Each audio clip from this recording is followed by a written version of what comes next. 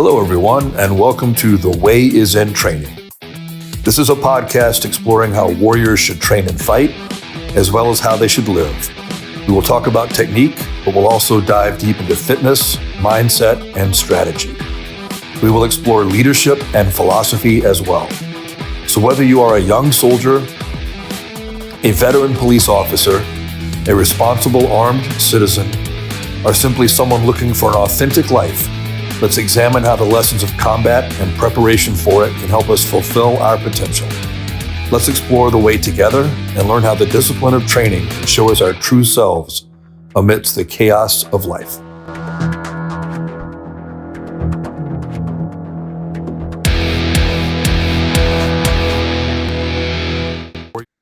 Hey everybody, welcome back. I've got Jared Wihongi on this episode here, and I'm really looking forward to this for a variety of reasons.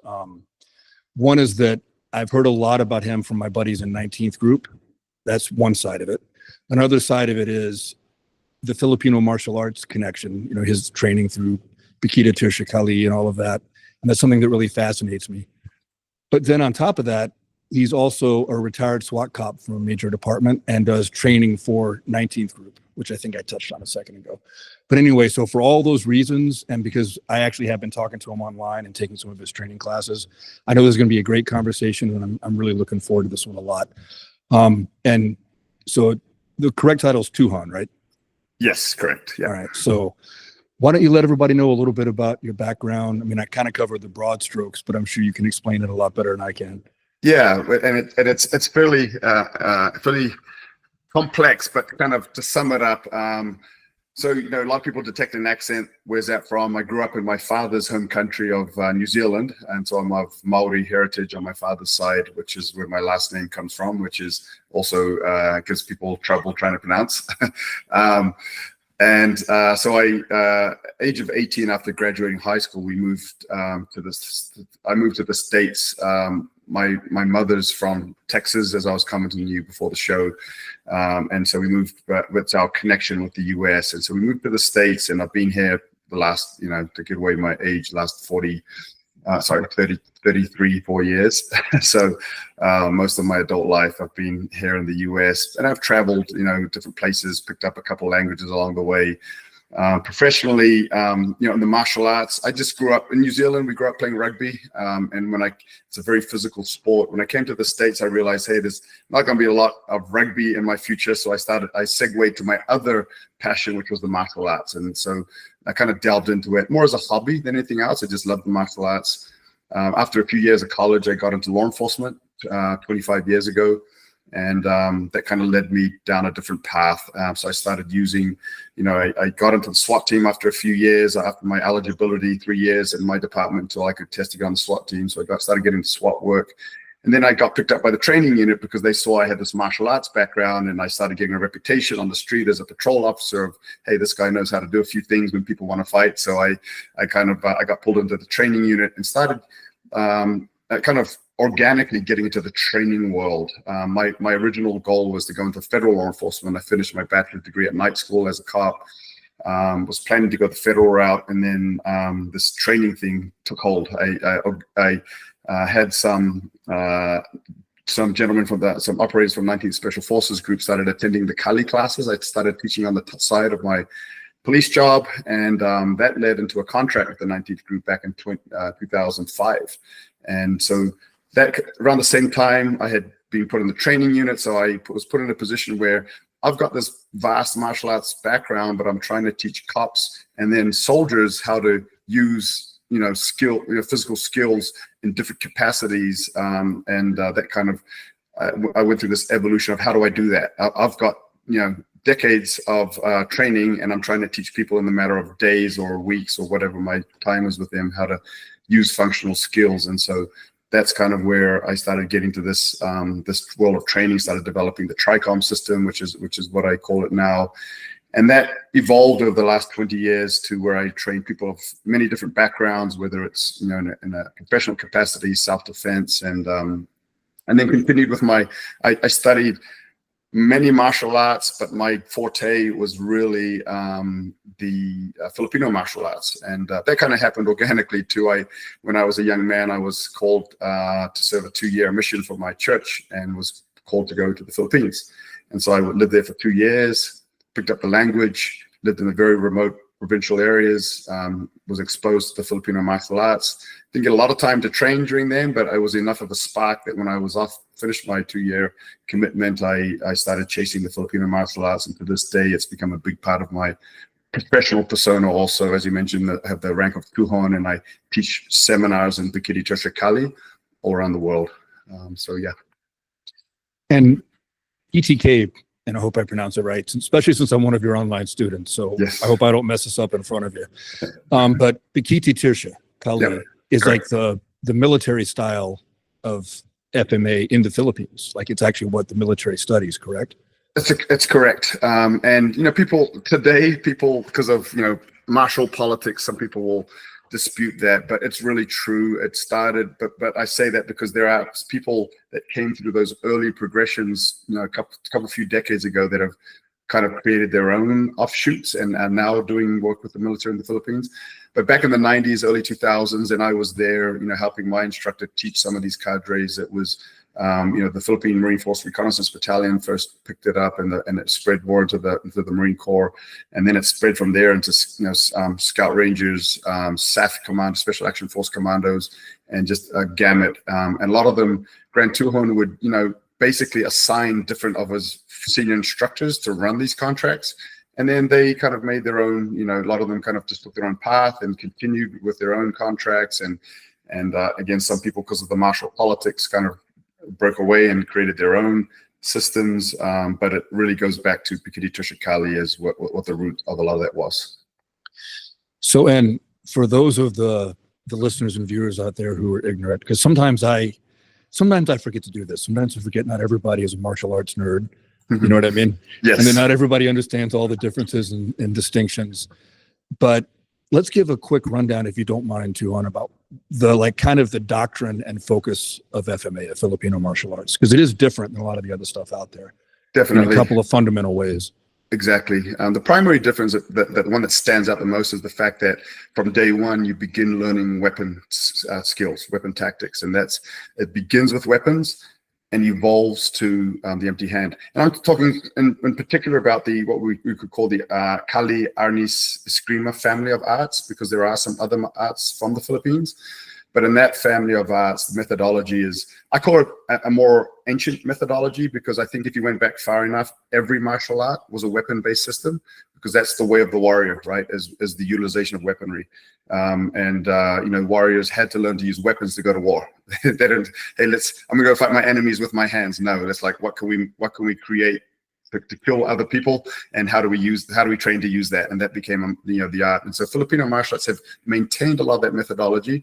You start with sticks. People are familiar with these rattan sticks and blades. And in Pekiti, Tirsia, some of the Filipino martial arts, they put a little bit more emphasis on the impact weapon application, and some put a little bit more focus on the edge weapon application. Some kind of combine a lot of the two. But then you take these weapon-based movements and tactics and footwork, and then you see, how do I apply those movements to empty hands? So there's these very elaborate empty hand systems, but also, how do I apply them to pretty much anything that I have in my hand? How do I use that to create, to utilize, use those tactics to, in the application of weapons of opportunity. But because everything is basically going to be edged or impact. And so the length of the weapon, the main properties are edge or impact, and then the length and maybe the weight, the girth of the weapon. Do I need two hands on it, one hand? How short is it? We address those dynamics within the Filipino martial arts, and then kind of segue from, and then kind of evolve from there. And in like my kind of informal and unofficial introduction to, Kali, Eskrima, Arnis, all of that, was years and years ago at Fort Bragg. One of my instructors in the Q course was like a JKD style. And it wasn't official JKD. It was kind of an offshoot lineage. And the guy that he had trained under had put a lot of the Filipino stuff into it, kind of the influence of the Danny Inosanto crowd and all of that. And I remember something that he told me as a young man when I was training with him that has stuck in my head ever since. And I really found it to be true in like my limited scope of training in these arts. And I've also found it to be true like with competitive shooting and some other things too. The speed, like if you have, you know, and they always said the stick was like basically like a mock-up for the blade, pretty much, at least in theory, right? Right. Mm-hmm. I mean, you can train it like in an impact weapon, but originally I think it was meant to be a stand-in for the blade. Right. But the tip of that thing moves so much faster with a trained escrimador than a hand would ever move. Yeah. And the instructor told me that the benefit of starting with the stick before you go to the empty hands isn't just learning to fight with the most effective weapon possible from the start, although that is like the desired intent, but maybe a training benefit, a byproduct benefit, he always claimed, and I believe this because I kind of experienced it myself, was that your brain gets acclimated to that speed, to that increased speed of the tip of the stick, right? The sweet spot of the stick moving so fast. And then when you do the empty hand version of the same drill, it almost seems like everything is relaxed and in slow motion because you're used to the fast pace of the stick. Right.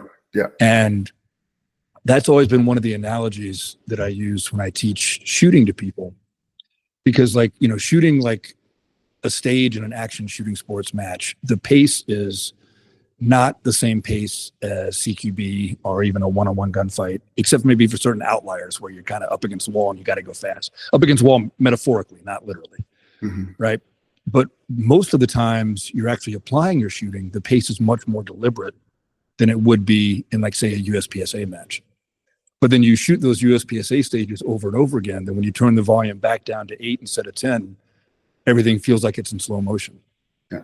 Like I remember when I started doing USPSA pretty seriously and my CQB got better, not because CQB is tactically or the way the movement is done, even remotely like a USPSA stage. It's not. They just have shooting in common. It's the only thing they have in common, right? Right. But it's so much faster that when I turned the pace back down to that team-based movement pace for CQB, everything felt like it was in slow motion. So I had more bandwidth. And I kind of think my opinion of like all the stick work and all the weapons work in FMA is that it gives you that same effect for an empty hand martial artist. Once you get used to that stick, you know, you go back to a jab or a cross and it feels remarkably slow comparatively. Yeah. What do you think? Yeah, no, absolutely. It's kind of what I kind of call it the train hard, fight easy methodology of Kali, where you're doing certain things that are actually at a higher level of difficulty, and then it makes other elements seem easier. You know, I guess is another way you could put that. Saves, you know, things seem like you mentioned in slower motion. You're able to, you can keep track of that faster moving thing. It's going to be a little easier to keep track of that slower moving thing, tempo and pace and whatnot. And so yeah, absolutely. I think that's and not just with regards to, as you mentioned, when you've got that extension of the arm through the weapon. The further it gets out, the faster it's moving. But there's other elements too, like, you know, sometimes when we're training to use 2 sticks, for example, right? I'm training with 2 sticks and it seems super complex because it is at first. But then when I go back to 1 stick, it seems so much easier. It's like, wow, this is easy, you know? Then sometimes when the stick, you put that down and now you get a knife, a shorter blade. It's like, well, that's super easy because it's that much more controllable. And so there's this methodology of training things sometimes that are a little bit harder out of the gate. That way other elements of the art seem much simpler. So there's other ways you could apply that same principle to. Yeah. No, I like that a lot. And I think I think the good trainers in any martial endeavor, like intuitively follow that principle. You know what I mean? Yeah. And I think that a lot of the more mediocre ones tend to, how can I articulate this? So like in the army, in the military in general, right? There's basically like 2 things you think about when you think about the enemy's course of action for mission planning. You think about their most likely course of action and their most dangerous course of action. And I think all too often in law enforcement and in like civilian self-defense, people fixate on the likely course of action. They focus on, you know, those statistics, 3 to 5 yards, 3 to 5 shots, 3 to 5 seconds, or, you know, and they're not taking 2 things I think into account. One is that, yes, that is the median, that is the average, but that is by no means all of the outliers, right? And I just know my luck. If there's going to be a really difficult outlier, I'm the one that's going to get it. So I might as well work on it and be ready for it. Yeah. But then I think the other thing that people miss is exactly the point that you brought up, is that the harder you make your training within reason, like you can't make it so hard that you're totally just lost forever. Like you can't, you got to be able to sort it out, right?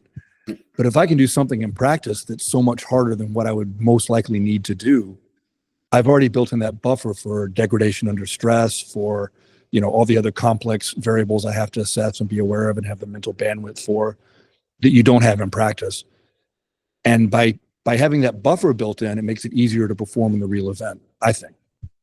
No, totally. It's and another way that within Kali that we approach that principle is even just the focus on the blade, right? Because the blade, oftentimes I'll call it the highest matrix for close combat. If it works against the blade, there's a very high chance that it'll work against any other dynamic, even a gun, right? Because the gun has that one dangerous end, whereas a blade has technically 3 or even 4 if you include the pommel. So I've got different areas that I can't, if an example that I can't grab onto a blade as a valid tactic, but I can grab onto the muzzle of a gun, right? Right. And so the blade is that in certain, whether it's a joint manipulation tactic, right? Some of them don't work if the guy's got a blade in his hand. Look at some, grappling tactics. I've got a good double leg takedown, but the guy's stabbing me in the neck.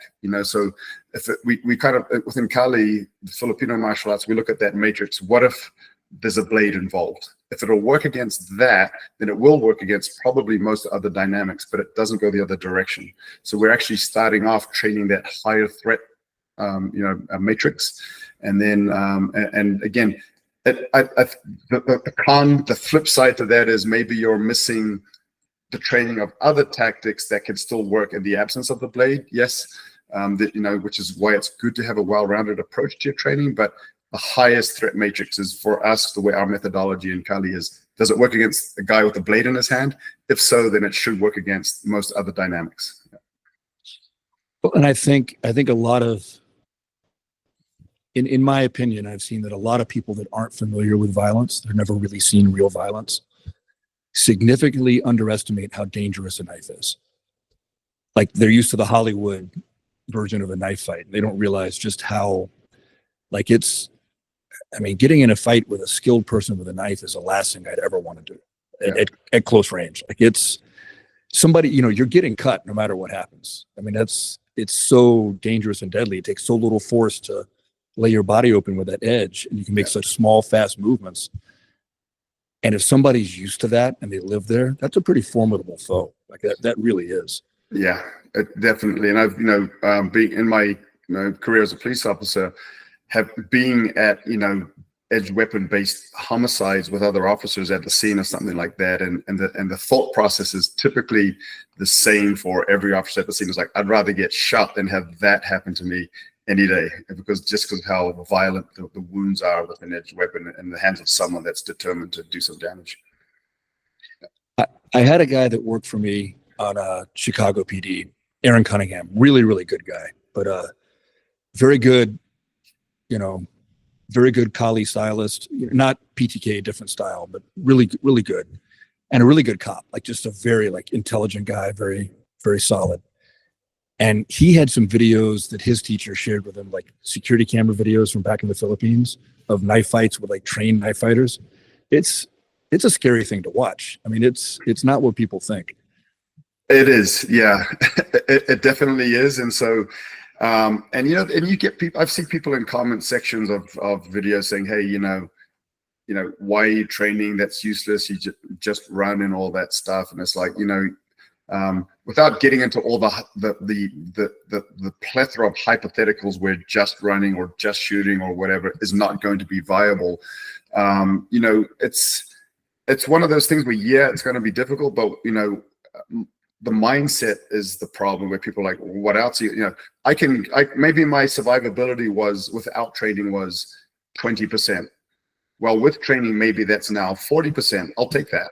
I'll do what I can to increase my odds, and it's likely going to be much higher if you're well trained and potentially armed at the same time. There may be a 70% chance of survivability. But if you're not training and you're not doing the right things, you don't have the right mindset, then you're just basically a victim. In my opinion.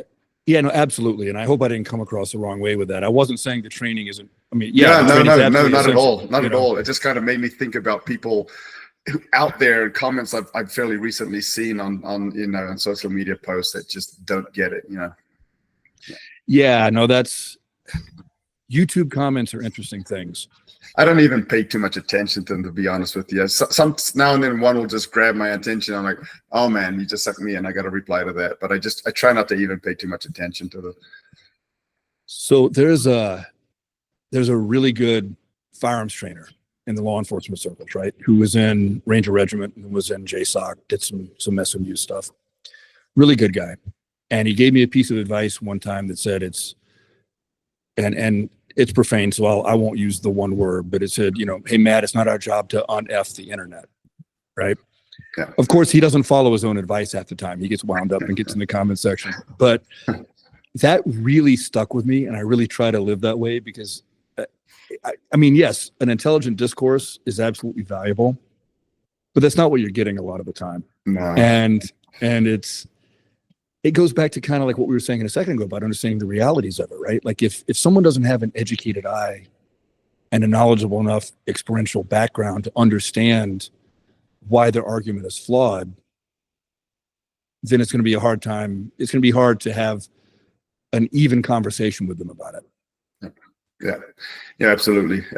And, one of the things you mentioned earlier about, people sometimes not understanding just the damage that a net weapon can do. One experience I had, so this was going from when I was in college. I went to university in Hawaii for about 3.5 years, and as a poor college student, I was helping to work my way through school, working as a bouncer in Honolulu. And there's some pretty volatile nightclubs over there because you've got a mix of you got all 4 branches of the military plus the Coast Guard, and you've got a bunch of locals that can get wound up sometimes too. So there was some pretty volatile environments there, and there was one time where I actually a guy, not a small guy, wanted to fight the bouncers, and I was actually able to. He grabbed a bottle off of a table, and I was actually able to control his arm and disarm the bottle off of him. And I didn't think too much of it, because it was a bottle. But later on in my police career, I saw a guy that had his carotid artery cut with a broken bottle, and another guy that with an unbroken bottle that got smashed on his head, it cut his ear off. Just as it broke, and I guess it probably cut as it broke. But I realized, wow, that could have been a bad situation if it had gotten worse. So eye-opening things about how volatile things can actually get, and I think some people that don't understand violence discount some of those things. Well, and that's like, I think that's another common thread too, right? Is that I've noticed from both myself and like the friends I served with, both in the military and in law enforcement, and other martial arts friends I have that have real world experience, not just, tournament or dojo experience. Everybody with any sense has the same attitude after a while, where you train really hard to be able to handle the violence, and you train hard because the training is your passion and you love it as a martial art, whether it's a traditional martial art or not. Like, you still have that same feeling about it. But they all also say that they don't ever want to voluntarily be in real violence if they can avoid it, because there's just so many variables. Absolutely, and that's me to the T. I was a bit of a hothead, young guy that enjoyed getting in a fight here and there at once upon a time before I got into law enforcement and whatnot and started to understand. But once I really understood violence, the less I want to be involved with it. And I'll always tell people, even though I've dedicated my life to the study of and the teaching of fighting arts, close combat, first thing I'll teach people, hey, the fight you will survive 100% of the time is the one that you were able to avoid. And so do all you can to avoid, to avoid that fight, but be prepared in case it's unavoidable. So if you don't mind, I want to segue back a little bit, because this has been a good rabbit hole, but I think we need to get back on the training track. I don't want to go too far down this. One of the things that really impressed me about your TRICOM system was the way you integrated the different fighting ranges and different tools and made it applicable for both, whether you're an armed professional or a civilian, applicable in either case. Mhm. Let's talk about that a little bit, because that's something that I think really, people need to understand how good a system it is, because I really like it. Mhm. So let's talk about how you came up with it, how you developed it, and kind of the roots of it, if you don't mind. Yeah, definitely. So the roots of the system came about. Honestly, it was probably 2004 when it really started to take form, and that's the year that my department training unit pulled me in, and they had a broken defensive tactics program in the in-house academy, and so it was practically non-existent. But for the last few iterations of officers that came in, it was like whoever's in there will teach something, but they didn't have a program. So I got put in a position where I had to develop, an academy program and an in-service, program for, yearly recertifications and training for officers. So I started, at that point in my life, I had a pretty, I had been training Kali for a good, 8 to 10 years. I had been training boxing since I was in high school, really, and I had been training Muay Thai for about 8 years, been training Jiu-Jitsu for about 8 years, Brazilian Jiu-Jitsu mostly, had a little bit of training in Japanese Jiu-Jitsu, that's why I qualify that, but I had this, this experience, and so I was like, okay, let me put together a program, and I went through evolutions. I was like, I experimented, I don't want to use my recruits as guinea pigs, but I literally put together a program, and I realized, hey, that was a little bit too much for these guys. Let's tweak that. Let's tweak this. And so then it was literally the year later in 2005 that I got a contract with the 19th group, and I started. I was doing weekly classes. I was doing Cephalic. I was doing SFBCCS. I was doing all these different training programs for them for the good part of 12 years. Pre-deployment training, within different locations. And so I'd never been in the military, but they liked that I had, this SWAT experience, this martial arts. I was a Kali guy. They really liked all of that. And so they contracted me, and I started developing the program, understanding their mission, which it was evolving at that time, from, they've got foreign internal defense and unconventional warfare, direct action, and these different missions that they have. But that was evolving because, in the wars that they were being deployed to, they started to realize that they needed more, actually a little bit more discretionary use of force options, because they weren't able to just go in and kill everyone in the room. And so they wanted to learn a little bit. They were saying, hey, we took this prisoner and he found this big knife in his pants later on. How do we search someone? They wanted to learn more of this law enforcement stuff even. And so that went through this evolution. 2006, I was invited to teach at a police academy in Germany. I'll be back there next week. So it'll be my 20th. They're doing the celebration, my 20th year of seminars in Germany. And the police officer that invited me there was a Pekiti Tirsia guy. So he was like, hey, while you're here, could you do a Pekiti seminar for my group? But I went to teach at a police academy there, and it was actually my close firearms program that they wanted to look at, which was for me I was taking Kali tactics into that contact distance shooting tactics, and so I started this evolution, and I ended up giving it the TRICOM name because of the 3 areas I was drawing from, weapons, counter weapons, grappling, and striking arts. And so the triangle of arts is what kind of where the name came from, and that's kind of where the roots of it was. And then my focus for many years was law enforcement military. I was contracted, and it wasn't just with the 19th group, but I had contracts with some other units also that I was doing work with. Down in Texas, actually, I was doing a lot of pre-deployment training for an intel unit based out of Lackland that was deploying human assets around the world, and covert intel gathering. And that unit stopped deploying human assets and went strictly in, kind of electronic. And so my last pre-deployment I did with them was probably 2017 or 18. Jiowick was the unit name, Joint Information Operational Warfare Center. So their mission was different too. I had to adapt. So I started developing a mission-specific program. Covert ops guys, executive protection guys, special forces soldiers, SWAT guys.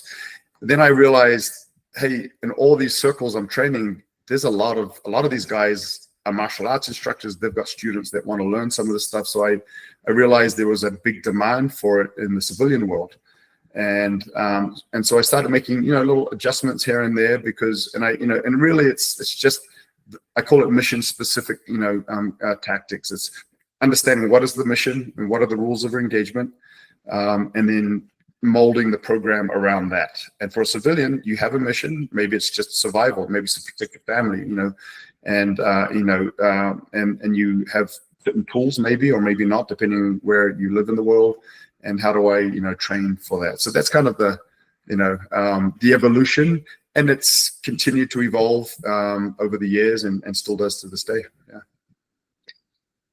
One of the things that I really liked about the program, not past tense, is, and I'll use an example because you've done a really good job of selecting the aspects of these different, because you've got a bunch of different arts coming into this, based on your PTK, but you've got other stuff that influences it, right?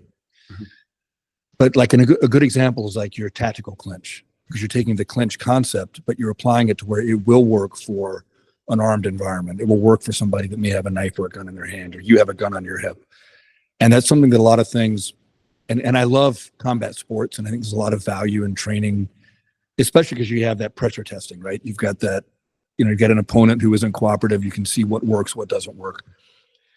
But I think a lot of times we confuse consensual combat, basically dueling combat, which is what a fight is in a ring, with unplanned, non-predicted violence, where you don't get to choose the rule set or the tools that are used.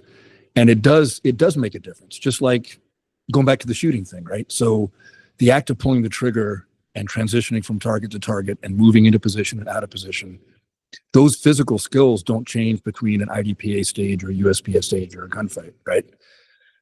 But what does change is all these other factors: use of cover, catching the opponent's timing, predicting what the opponent's going to do, reading their intent, understanding cover versus concealment. All of these other aspects do come into play because it's not the same engagement, even though the physical skill is the same.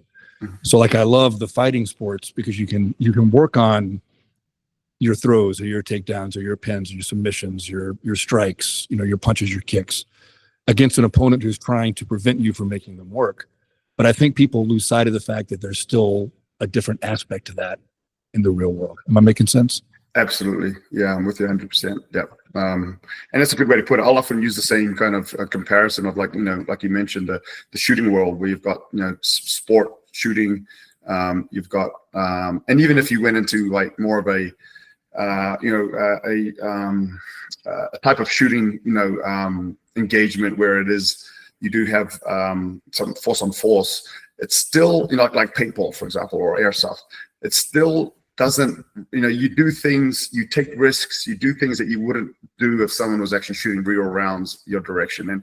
And so there's, in the sport world, like you mentioned, there's this, for firearms, just like in the combat sports, martial arts world, I like to, just kind of show two big circles, and you've got self-defense, the sport world. There's a huge overlap there. As you mentioned, there's all these things that, if you're good at that in a sport type environment, fighting sport type environment, that's going to carry with you, obviously, to self-defense. But there's a lot of other considerations that a sport fighter doesn't train for. And you see it all the time. You see videos where you got a guy that's got a lot of training in that world, and then in the self-defense world, he immediately, first thing he does, he picks up a stick off the ground to hit someone with, or someone attacks him with a weapon and he has no idea what to do, or he gets attacked by multiple opponents. And so I think being good in one, is going to make you good in the other. But there are unique elements to each that are not transferable, and so it's good to. Ideally, you do a bit of both. So you've got the best of both worlds. No, and I think that like I said, that having a resisting opponent that is non-cooperative, I think that's invaluable for your training. But I think people need, like you said, I think there's more to it than that. Yes, you absolutely should do that, but I think you need to do more than just that, unless you just want to be a competitor, which is cool too. Yeah. And honestly, for most of what people will run into, they're probably going to be well prepared enough, unless they're just not aware enough, I would say. Right. But they're still the outliers. Yes, and you see it. I think those videos that you'll see, because this today's day and age, you've got all these there's cameras everywhere, and so you see it's those videos to me that stand out because they're learning points. Don't forget that the dynamics of real world violence, these elements are not trained for in the sport world. So be prepared for these types of eventualities. And so there's a lot of bleed over, but there are unique elements to each. The other thing that I noticed about the TRICOM system that you set up is that there was a really strong focus on more gross motor skill movements, rather than working on things that take a lot of time and repetition to refine to where they can be effective. Yeah. And I kind of wanted to talk to you about that a little bit today, because as a guy who's a self-confessed martial arts geek, right? Like, I love the intricate stuff. Like, I love the flow drills and the Filipino arts. I love, classical jiu-jitsu and Aiki jiu-jitsu from Japan, where you got all these really intricate techniques, and I think they're fun to train. And I do think training them, if you're going to put enough time into things, has some value. But speaking as a guy who's also worked at a big city police academy and has had to train Afghans that couldn't do jumping jacks, logistically, for institutional training, when you're dealing with someone who, no matter how skilled and dedicated they are, isn't going to put in the same time that a guy who is doing it as his primary focus would do, I think those things can be a little dangerous. Yes. Like what do you think about that? Yeah, no, definitely. I definitely draw a distinction, and I spend so much time in both of those worlds that I think in the martial arts world and in the TRICOM world, where we're focused a little less on the martial artist, more on the self-defense minded individual that's not a martial artist. That I understand those dynamics quite well, and I try to draw a distinction between the two. I like you, I love the art of the art, right? I just love, you mentioned that the word martial arts nerd, a man, right? So I'm with you on that. I'm definitely there. But I also, having had that experience working in professions where I needed to use these things, I understand the dynamics of real energy, what's likely to work, what's not likely to work. And so for the TRICOM program, I kind of took, as I developed the program, I took things fairly personally. If I felt like I was failing, if I couldn't get a group of individuals to learn what I was trying to teach them, not just learn it for the class, but to a degree where they're going to remember it on the street and be able to apply it, right? So those are the two things I try and reach, the goals I try and reach with TRICOM are retainability and functionality. And as you get too complex, you lose both of those, both of those measures. And so, with the TRICOM program, I try to focus on things where people can learn it in a relatively short period of time. It's to say you're gonna be a martial arts expert in a day. It's just an illusion. Anything takes training. Wait. Yeah. You mean I can't go to a 40-hour course and truly be a subject matter expert? Unfortunately, that's not the case. And the best, the best defensive tactics, because that's a standard defensive tactics instructor. The best defensive tactics instructors are the ones who do those courses, but already have that martial arts background to help them absorb that. Someone that just does that 40-hour course is not going to have near the skill level, the understanding, the depth of knowledge of someone that trains martial arts as a hobby, what I call martial artist. But within TRICOM, what I've done with it is I've kind of layered it a little. So that what I call the core program, the fundamental programs are those very condensed, finite amount that you could learn in a very short period of time. But then what I've done, because in an online program, you've got the luxury of time, right? I can learn it at my own pace. So what I've done with that is I've kind of like layered it a little. So, okay, if I learn that and I'm training that well, but I want to dedicate a little bit more of my time to training, what would be the next thing I should learn that could be helpful? And that's where we have these expanded programs in TRICOM where, okay, I like that. I'm training it. I'm good with that. What would be the next thing you suggest I learn? And so that's where we start to expand a little bit out of that, out of just those base core programs. And so that's what we've done with Tricon. Yeah. And I really like that, because that's something that's always annoyed me about organizational training, is that, and I really do believe in the keeping it simple principles for initial training for someone that's going to do this in harm's way, because they've got to be able to do something that will work right now. Like you don't have the luxury of giving them 2 years to figure it out. They got to be able to do it right now. Right. So I really like that. But then the flip side, I think, is that all too often as institutions, we get focused on just that. So even somebody that's going to do this at a high level, as an operator in the military, or as a SWAT cop, or they can do this at a high level for 20 years, they're still learning the same things at the end of that 20 years they were learning the first year. Yeah. And that's like the flip side of that, is that's not good either. Right. It's like taking somebody who's going to dry fire every day, who's on SWAT, who's in SF, and they're going to dry fire every day because they want to be a good shooter, and then having them do that same recruit level press out draw where they're lining up the sights right here and then pushing out. Yeah. Right? Like that works great for a recruit because it's something they can do with minimal repetition. Yeah. But then it's a limiting factor for the guy that's going to actually practice every day. And right. I really love the fact that you've got it tailored for both. Here's what you can do right away, but then if you're going to do this longer, here's some other things you can work on and get good at and get better at. Right. Exactly. Yep. And that's the whole idea. Is give people those fundamental, and people that have seen me teach know that I try and avoid the word basic as much as I can, because a lot of times people, when they hear that word basic, they're like, wow, that's the basic stuff. When do we get to the advanced stuff? So I prefer to use the word fundamental. Right. So I like to begin with those fundamentals. And I always say, hey, fundamentals are what win fights. Okay. Fundamentals win fights. If you're really good at the fundamentals, then you're going to be a good fighter. And so, and if you look at, some of the best fighters in the world, they just had a good foundation of those fundamental skills. They just, and that from the shooting world to the martial arts world. But and then from there, what can I do to continue that progression? Right? What's next? What's next in my progression so that I keep growing? And I think too, a lot of times people, how can I articulate this?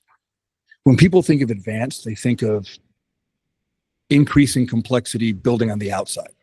So in other words, like instead of a round kick to the thigh, now I'm doing, a question mark kick, or I'm doing, I'm leading with a jumping knee and then coming down to the round kick to the thigh, like complexity on the outside. Right. And I'm not saying that's never valuable, but I think a lot of people don't understand that a lot of it is not, it's the nuance on the inside. It's the same fundamental technique, but now you're understanding these little things about it that make it work better, that aren't even necessarily visible to the untrained eye from the outside, that change the effectiveness of the technique without changing the technique. I don't know. Does that make sense? Yeah. Yeah. No, in fact, my primary instructor within Pekiti, Tirsia Kali, Grant Tuhun Leogahe, there's stories that go around about people who would pay a lot of money to fly themselves to the Philippines and do personal training with him in his backyard and in his home province. And I've had, similar experience, so I know it well, but they'll show up and and then he's got the stack of tires in his backyard. He's like, okay, go ahead and 3,000 angle ones, as hard as you can hit. And then he'll go in and start eating his breakfast, check on you every now and then. And then when you're done, okay, great job, 3,000 angle twos. And people are like, paying all this money for this, but talking to him, there's two reasons he would do that. One is like, if you don't have a good, solid angle 1 and 2 with speed, power, timing, and accuracy, I can't help you. That's what's going to make you a good fighter. A good angle 1 and 2 with speed, power, timing, and accuracy. So that's first and foremost. So he wants to. He knows what it takes to create an actual stick fighter, a blade fighter, and then it's not all the fancy stuff. It's your 1 and your 2. And then the other thing he says, and then he actually told me was, I'm also testing this. And this is an old school thought process because it's not great for business, but he's like, if they can't do that, I don't want to teach them. Yeah. And he's like, if they stick around through this, then that's the student I want. And I'm like, okay, well, that makes sense. You might lose a few students that way, which isn't good for on the business side, but from an old school, I want to, he's going to stick it through or he's not. I understand it. So that was his thought process. Yeah. Well, it's like the old Japanese cliche, right? The guy that, knocks on the door of the master's door and goes, hey, I want to train with you. And he goes, I don't know who you're talking about. I don't do any teaching. And goes back inside. And the guy sits on the porch and the next morning, knocks on the door again. I don't know what you're talking about. I don't train anybody. And goes back inside. And the kid winds up sitting there in the rain and the snow and everything. And finally, after, some interminable amount of time, the old guy goes, okay, let's get started. Yeah. Right? It's like that old Asian, that old Asian mentality of burning your way in the door. Same thing. Yeah, exactly. Yeah. So I have a question for you. And this is once again flipping what we just talked about on its head yet again. Mm-hmm. Going back to the classical art side of things, right? What are your thoughts? Because a lot of the criticism that I see Kali and Arnis get is like the complexity and the flow drills and things like that. And people saying that's not realistic for combat.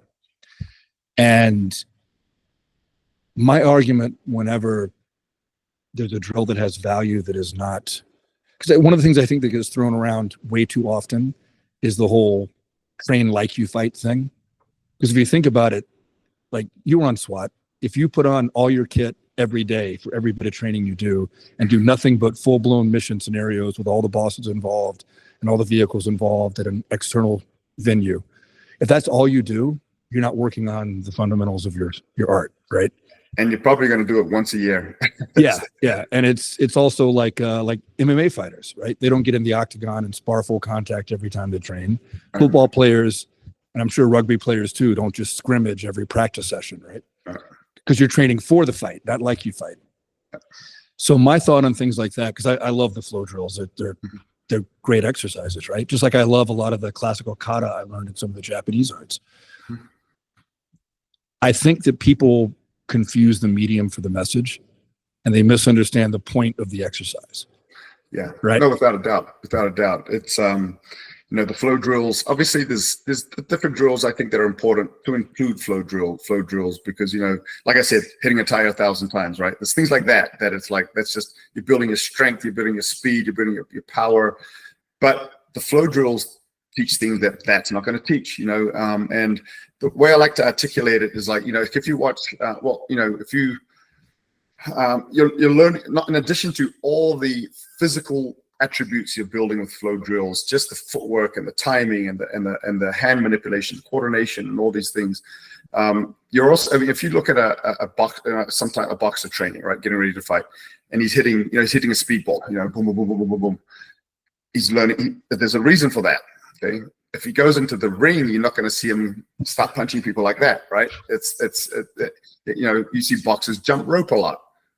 There's a reason for it. But you don't see a boxer go into the ring and start jumping around with his arms like that. It's people are always looking for the face value. The thing about flow drills is they're building skills, but using actual techniques within the context of those drills. I'm using offensive and counteroffensive, some depending on how long the flow drill is. Maybe a few times through, 3 or 4 steps through, where you're doing attack and defense, and then it flows back to the beginning. So they're very mentally engaging. They're fun. Let's put it that way. They're mentally engaging. They're fun to do, and they allow you to do a lot of repetition of micro skills. Because if I'm defending against a straight line thrust and I'm doing some type of a movement, if I just do that over and over, okay, thrust at me, okay, let's reset. Okay, thrust at me, okay, let's reset. That's kind of a boring way to get the repetition in. With flow drills, you're doing attack angles and movements, countering them, and then allowing your partner to counter back in a fluid manner that's very mentally engaging and gives you a lot of repetition. Okay, and that's the thing, that your learning curve is quite fast through flow drills, is because of the amount of repetition you're doing of just a few movements, as opposed to just stand there, attack, defend, stand there, attack, defend. You can only get through so much repetition with that. So there's so many reasons, but there has to be what I'll often say with flow drills is there can, depending on the drill, the particular flow drill, there can be a point of diminishing returns where you're doing it for fun, but you're not getting as much out of it as you did, for the first, when you first learned the drill. And so you need to start. That's why we start at. So we use that drill as a platform, and then we'll add a segue out of the drill, or it may be just one variance to the drill that if your opponent's not paying attention, they're not going to pick up when you change it, and now they messed up the drill. So you've got to start. It could be just a change in the angle. I can either do this angle or this angle, for example. It may be instead of doing one thrust, you defend. Now I actually do two thrusts, and so you thought it was your turn, but I actually stabbed twice. So now you're starting to pay attention more. You're starting to put variations, and then what we call in Pekiti Tirsia, adding what we call the panapus principle, which is instead of where we finish the flow. So we're using the flow as a medium, but then I have to time out of a particular point of the drill to do some kind of a finishing technique. It could be a disarm, it could be a takedown, it could be a thrust or a slash that finishes the flow. But you start adding things to those drills. So they are learning platforms that have tons of value to them. Yeah, no, I had two experiences in two different arts. One was the Jeet Kune Do / Kali instructor I had at Fort Bragg, who would do exactly like that to us. We'd get good at the flow drill. We'd be working with them. And the next thing you know, you feel like you stuck your arm in a Cuisinart, right? And then I was fortunate enough to train in some like classical kinjutsu and jujutsu under an instructor from Japan. And he would come to the US 4 times a year, and we would train with him at these different camps. And then we'd have study groups the rest of the year, right? So he's unfortunately since passed on, but a really good instructor. And in the Japanese arts, the classical arts, they've got, 2-man kata. And people tend to think of these as very dead things, very fixed and rigid. And that's not the way it was training with this guy at all. And I don't know if it's because of how old the art was, or the fact that it, kind of was not influenced by, modern either artistic or sporting versions of the same things. But when you did these 2-man kata with him, he would always be the uke, the person who's supposed to lose the engagement, right? And if you did things sufficiently well enough, that's how it would turn out. It was very rare that you did things sufficiently well enough, that's how it turned out. If you were slightly offline or your timing was slightly off, you found out what would happen against an opponent that was able to pick up on that. Mm-hmm. And that was a really eye-opening experience for me, because that's not what people think kata is, right? That's a very different experience than you get in a lot of like modern kind of martial arts schools. And it was the same feeling I got training with Kevin Hankins at Fort Bragg, doing Sinawali, and you think you're doing great until you're getting whacked in the head with a rattan because you messed it up. Yeah, no, exactly. Yeah, there's those nuances that when you're learning those patterns, that patterns are meant to be broke, and so you're learning a pattern to break the pattern. And what I mean by that is patterns are building something out, but you don't want to get stuck in the pattern. And you don't want your muscle memory to be a particular movement. And so there's ways that a teacher can, as you start to do the variation, change the drill, change the pattern, put half beats in, things of that nature, that will actually allow you to get the benefits out of that pattern that you just learned without getting stuck in the pattern. Yeah. So let's change gears just a little bit, if you don't mind, since we're already about on an hour. If people are interested in your TRICOM system, whether they're law enforcement trainers, whether they're civilians for self-defense, maybe they might be in charge of the combatives for their reserve or National Guards unit, how can they go about getting set up to start that process and to do that and to get certified to teach TRICOM and all of those things? Yeah, so TRICOM is, we've got, it's the online medium is the easiest way to kind of get involved. Because we've put a lot of time and energy into building a platform that people can get started in their training. And we have 2 programs within TRICOM. The original program, which was designed after the police military culture, where it's very narrow in scope of the topic that's being taught. Example, weapon retention, right? That's the topic. Let's train weapon retention. Edge weapon countermeasures. How do I defend against a knife? That's a very narrow scope. Could be, the tactical clinch fighting in a weapon-based environment. It's a very narrow scope, although that particular module does pull in things from other areas. So it's got bits and pieces of other things. So, but there's these different modules. And so because the scope is so narrow, it's a little easier to get to that instructor certification level, right? And typically for one of these, it's between 2 to 5 days for a in-person instructor certification, which is again kind of adhering to the common police military culture in how these things work. And so I kind of took that model into the civilian world with those two. Now, online instructorships for those modules, it's a little more rigid, because if people aren't training in person, we got to set the standard a bit higher. So for online certifications, we have people a prerequisite, which is to go through the fundamentals course, which is an online program where people go through the fundamentals of the TRICOM program. Once they complete that, then they can choose a module that they want to be certified in. And then they'll go into that module and study that particular module, to a satisfactory level. And then we do this online grading evaluation. So that's the modular way. Recently, in fact, earlier this year, we started because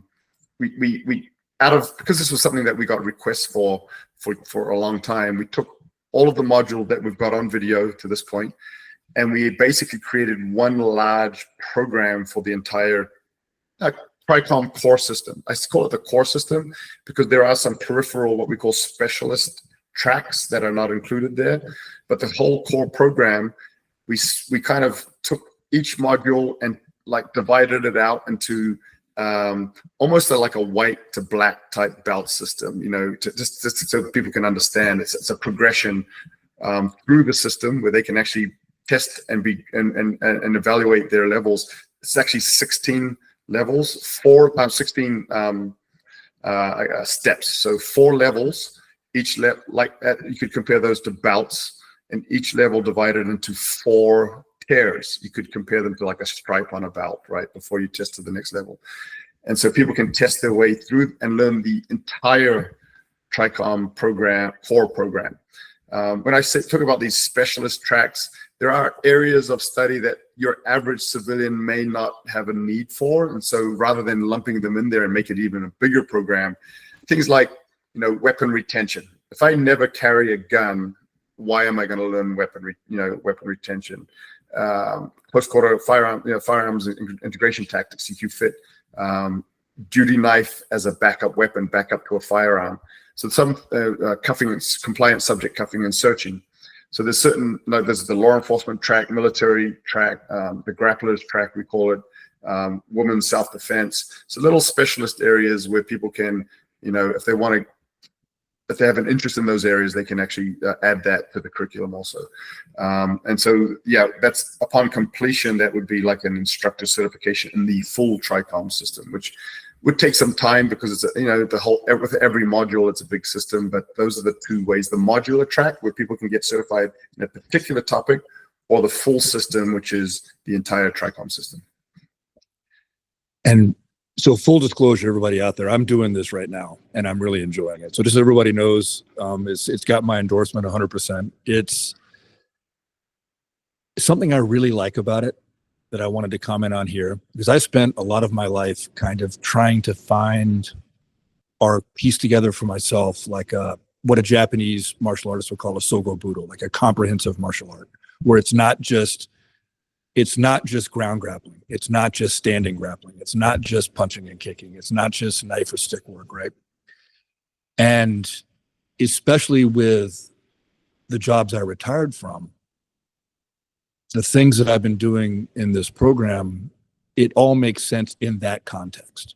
So like if I was my 21-year-old self looking for the martial art that has everything in it that I like that's what this really is. And I really can't give it much of a higher endorsement than that, I don't think, because it's that's a rare thing out there. Like there's a lot of people doing really good stuff with narrower focus. Yeah, You know, I don't think, I don't think there's a system out there, and I'm not, people that know me, I'm the last person to toot my own horn, which is a fault because I don't do a lot of self promotion. But I don't think there's a system out there that is as well rounded as the TRICOM system as far as the different elements of self defense that we are able to address with credibility. Yeah. I think there's a few people out there doing some good stuff that's less, how can I put this? That is well-rounded, so it's just as broad but not as deep. What I like about this is that it's both broad and deep. Like you don't just get the well-rounded aspect and the things you can use initially, but there's also, like you mentioned earlier, there's the progressions and advancements and the more subtle things you can work on. So you're not just stuck at that initial level. I think the fault of a lot of the like composite modern defensive arts is that, like we said before about military law enforcement training, they've adopted a sound principle, but then limited their practitioners by keeping them at that beginning level indeterminately, right? Throughout their training lifetime. And from what I've seen, like that's the other thing I like about this is it's got that initial broad base, but then it goes deeper as well. So no, it's a really good, anybody out there that's looking for like a really good either self-defense system or defensive tactics / combative system. I know DT is the politically correct term, but I really don't like it. Actually, I think it's the wrong way of looking at it. I think it's all combatives, whether you're a cop or military. Yeah. Bosses hate that though. Yes, yeah, it's all semantics. But I know, coming from a law enforcement background, I know the game. You got to play with words. Yep. Yeah. So, and it's just like I like that. I was never, even when I was like I was young and I was doing Shotokan karate was like my primary art, and then I would like dabble in judo and like cross train some other stuff. I was never the guy that was the purist about a fighting range or a set of techniques. Like I was always the guy that wanted to figure out how to ground fight, like the first UFC when we watched it on VHS, that wanted to figure out how to do the knife stuff and all the joint locks from Aikido and like all that. Like I never wanted to limit myself to one paradigm at the expense of the others. I think one of the weaknesses of a lot of traditional arts is that their doctrine becomes so immutable that they're not open to other ways of solving the problem. Like there's some amazing kickers in Korean martial arts, just phenomenal kickers, right? But a lot of those arts, the doctrine is so focused on that one way of attacking or responding to an attack that is very limiting. And I'm not knocking the art as a whole. I'm just talking about the way people look at it or train it. Does that make sense? Yeah. In fact, people get stuck in these boxes, and I've taught in Korea, both Kali and TRICOM. I've taught in Japan. I've taught in China. These places where these martial arts strongholds. These really rich, deep traditions of martial arts. But what attracts them to what I'm teaching is exactly like you said. What they have is stuck in this box of tradition, and it's almost sacrilegious to teach, hey, this is karate, but it's not, to teach outside of that box. And so what I'm giving them is a way to kind of get past that while still they can be true to the art that they grew up with, but they're now training a system that does have that freedom. And I Pekiti, Tirsia, Kali, for me, one of the things that really attracted me to it was so well-rounded as a traditional martial art goes. It was, you have all these different subsystems, and as you mentioned, they did just this breadth and depth, from different types of weapons to empty hand to joint locks to strikes. And I had a chance in college to do some cross training with a guy who had a black belt in traditional Japanese. He learned in Korea, but it was a traditional Japanese jiu-jitsu system that he trained in, and what I liked about it is it was an older system, but it was very well-rounded. They had weapons, they had strikes, they had locks, they had throws, they had stuff on the ground, and I was like, hey, that's a lot like Kali. So he would teach me jiu-jitsu stuff, I would teach him Kali stuff, and I had a training partner to work out with, and so I did like that well-rounded element of that art too. And these are older warrior arts that had to be more well-rounded based on where, you know, what the nature of how warfare once was. Yeah. Yeah, and I think it's dangerous. And before I offend everyone out there that loves BJJ, I'm going to give the caveat that I love Brazilian Jiu-Jitsu too, right? Like, I'm going to the dojo tonight. It's a great art. It's very valuable, and you do need to be able to fight on the ground. But I think that sports jiu-jitsu, while as a sport, the focus on the ground game at the expense of all else is just fine, I think that once again, you're just winding up putting yourself in another box. Yeah. You know, yes, most fights do wind up on the ground, at least one person, but every fight starts out standing. Yeah. Right? Like, it's, you know what I'm trying to say. Like, yeah, I'm not knocking the art. I absolutely love the art. It's a great art. But it's not. It's very specialized. It's very specialized. Yeah. It's very and it's you know, it's for what it is. It's great. You know, it's really changed the world of martial arts. You know,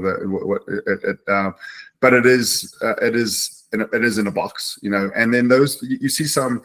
You know, I got to know a couple of guys that come from jiu-jitsu backgrounds that are teaching very good police defensive tactics programs. But what they're teaching is not Brazilian Jiu-Jitsu. They're teaching you to be on your feet, to stay on your feet, and to, you know, so they're taking knowledge from Brazilian Jiu-Jitsu, but almost devolving it back to how older Japanese Jiu-Jitsu, the roots of, you know, Judo and Jiu-Jitsu, the roots of Brazilian Jiu-Jitsu, where it comes from, because it's no longer Brazilian Jiu-Jitsu that they're teaching. Yeah. And like I said, I'm not knocking it as a sport. And it's a great martial art. And I think everybody does need to be conversant in ground fighting. You absolutely should be. Without a doubt. Yeah. But I wouldn't pull guard in a street fight. And I'll just put it that way. Yeah. And I've trained, you know, more often on, but I've trained Brazilian Jiu-Jitsu for 30 years. And even when I train and I go in and train again, I will always, just even when I know I could pull guard, just because I know what I'm training for, I'll do everything I'll do not to be on the bottom.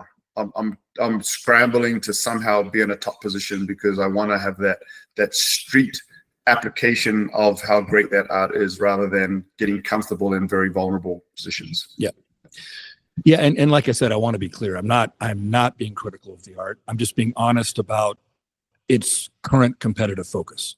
Right. Okay. Just like I started out in Shotokan karate, and back then the competitions were pretty, I mean, it was point fighting, but for point fighting, it was pretty intense, right?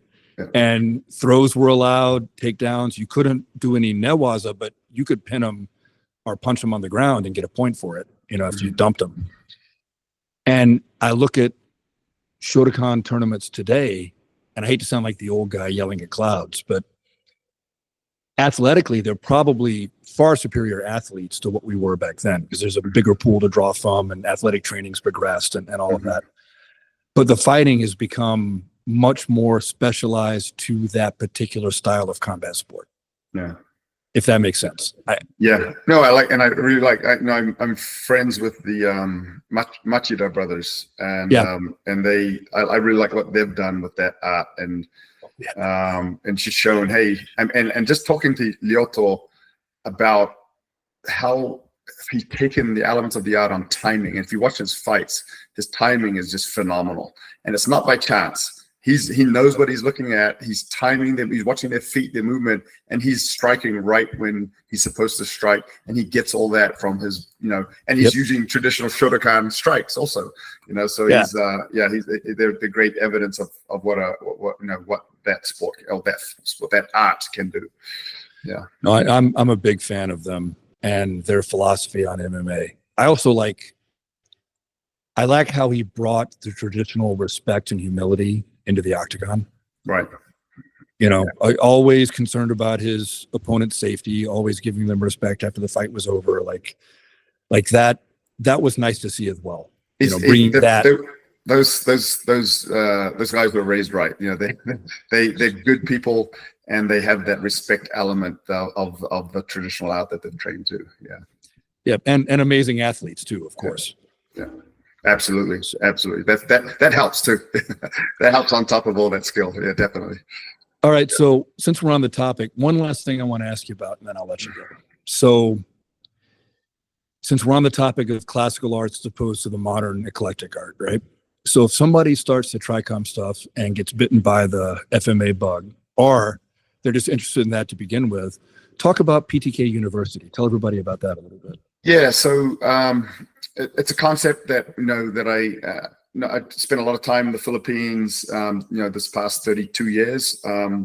Going back there next month, I'll be there for 2 months with my family.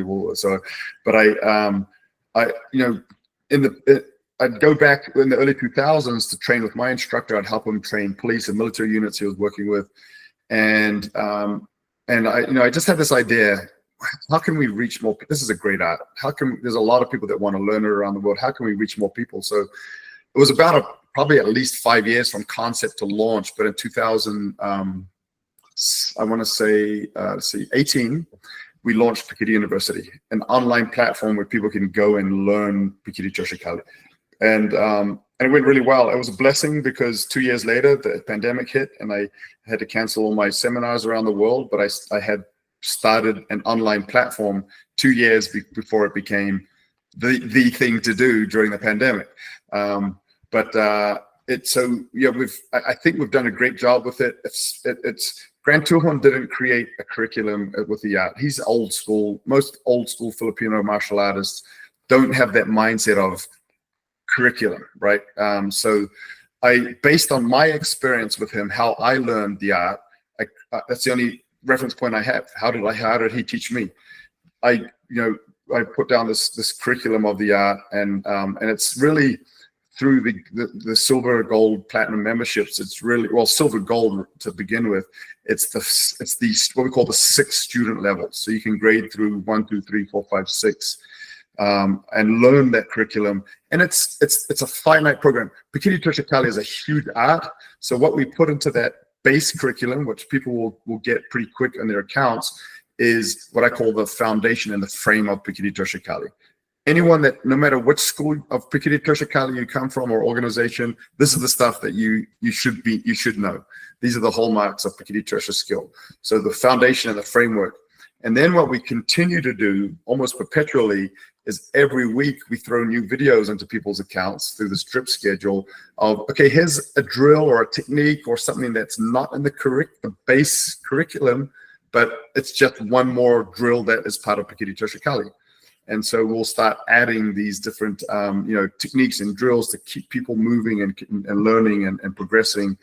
And then some of the other subsystems that are not in the curriculum, we sell those on Pekiti University also, like stick and dagger, right? Spadi daga.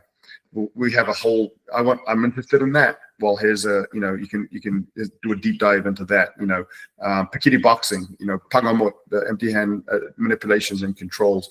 Want to do a deep dive in that? Here's that. So Pekiti University, that's what it is. It'll take someone through all the student levels, depending on someone's background. Some levels can be done online, other levels have to be done presential. We do have exceptions for like what we call our fast track programs. If you've come to us and hey, I'm already an instructor in a different FMA, you're probably going to pick this stuff up pretty quick. And so we give people these opportunities to move faster through the grading and so on and so forth. So in a nutshell, it's a team effort. We've got instructional videos, not just from myself, but other Tuhon level instructors that are part of the Pekiti Tirsia Tactical Association, the PTTA, that will actually contribute to the videos that people will find there. So we've had overwhelming positive feedback. I kind of like, I'm not going to make this perfect and launch. This is a huge project. I just launched it and people out of the gate just like, oh, this is awesome. And so we've made improvements. We launched a 2.0 last year. We kind of redid the arrangement of the videos, so people are getting an even, a little bit more of an even. Every month you're getting something with knife, something with stick, something with empty hand, something maybe some spadi daga, stick and dagger. So we're getting a little bit more of an equal offering of what people are getting in their drip schedule, the videos that are dripped into the account. And so, yeah, it's we've been happy with it. I don't think I've seen any negative feedback in the 7 years that we've been in business. So it's going well. Yeah. Now, if somebody's interested in either this or TRICOM, how do they find you? How do they get a hold of you on the internet? Lots of ways. You could go to my social media, my first and last name, Jared Wihongi. even jaredwihongi.com, my first and last name.com, is kind of like a site where I have links to both sites, Tricom and Pekiti University. So that's the easiest way. The individual sites themselves are Pekiti.university. There's no .com on there. It's just Pekiti.university is the URL, and then the other one is tricomtraining.com, and those are the sites for those particular websites. All right. And like I said, I know I said it earlier on, but I've been an online student of yours in both programs. I put the PTK kind of on hold because I want to fast track on the combatives first. Then I'm going to be going back to that. I really recommend these programs to like all the guys that are listening out there that have martial arts background that might be interested in something that they can't get for themselves otherwise. Definitely check this out, especially for like a combatives program. Check out the Tricom. If you're somebody that maybe like me, like I'd been exposed to the Filipino arts kind of in an ancillary sense, like, you know, in doing JKD a couple times, doing some other stuff, like playing around with things. A guy that worked for me on the police department I used to train with, just work out with, right? But I'd never been a serious student of them. And I've really enjoyed kind of diving into that and trying to fill in the gaps in my previous training and get a better understanding of it. And it's something it's very, like, it would be hard to learn ground grappling at home without a training partner. Yeah. Right. Yeah. But a lot of this, to a certain point at least, I mean, yeah, you really need a partner to have that sensitivity and that feedback. But, you know, all the different angles of attack, all the different footwork stuff, all of that can be done just in your garage or your living room, really. And guys can get pretty far. Well, on that note, we're actually launching either later this month or next month. We're actually launching a solo training product because we've had questions from people. Can I train this alone? And as you mentioned, a lot of it you can. Some of them you do. Some of the drills you do need a training partner. But we're actually creating a separate product for people that just want, you know, they know they don't have a training partner. Here's a progression you can go through to just, you know, learn a lot of the art. Of course, you need a train. At some point, you got to have a training partner. Yeah. But for that time you don't, you can actually get pretty deep into the art. Yeah. Well, I really appreciate you coming on. This has been a good conversation. If you'd be up for it, I'd love to have you on for part 2 and probably more after that, because we really just kind of scratched the surface and did an intro. Absolutely. Yeah. No, absolutely. So, yep. We'll get it on the schedule. Make it happen. All right. Well, for everybody out there, I hope you enjoyed the episode. Definitely go to his websites, check him out. Even if you're just looking for cross training for whatever art you train in at home, these programs are worth it. You need to check them out for sure. And don't forget, if you liked this stuff, I got to say it, the algorithm makes me, and everybody hates it, but don't forget to click like, subscribe, and all the good stuff I need you to do. And I'll see everybody next time.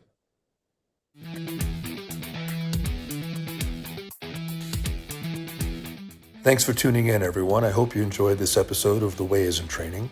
Please come back again as we explore how training makes us better at our craft and better in our everyday lives. See all of you soon.